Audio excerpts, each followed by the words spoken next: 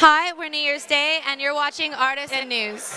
We actually found out that we got to be on Warped Tour this summer while we were on tour in Louisiana, and it was such a rad experience because I got the news first, so I got the privilege of tricking my guys. So I walked up to them like, guys, I have some really bad news, and everyone was like, oh man, what happened? I was like, we're on Warped Tour this summer, all summer, and it was probably one of the coolest moments to share with my best friends that I can think of. This is actually going to be our 4th time, but it's our first time doing it for longer than a week. And it's our first time, it's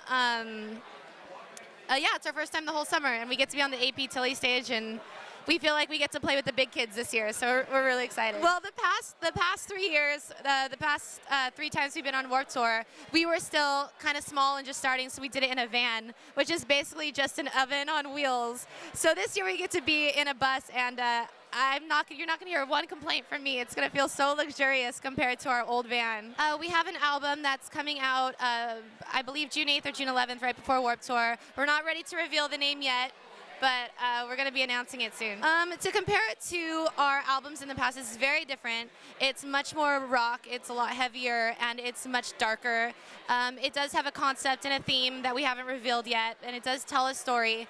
And it's very secret, still in the very secretive stages. I wish I could say more, but I'm very excited about it. Because a lot of thought and a lot of effort went into creating this story, and we want to reveal it pieces at a time, and we're going to reveal it all with a web series that's going to come out in the next probably 3 or 4 weeks, and it's going to tell the story, and I don't want to give the story away before it starts. So it's actually a lot easier for me to take the experiences in my life and use the veil and metaphor of creating a story around it. It makes it easier for me to take myself out and like tell a story. You know, when we started out, when any band starts out, you know, you hope for the world, and when you start seeing all your hard work pay off, it's very surreal, and it hasn't sunk into me yet. Like, we walked in here, I was like, oh my God, you guys, like, all that hard work is paying off, and it just hit me today, and I feel like just on cloud 9 and very happy to be with my best friends and I can't wait for like the last day of Warped Tour when it's like we look back, we're like, holy crap.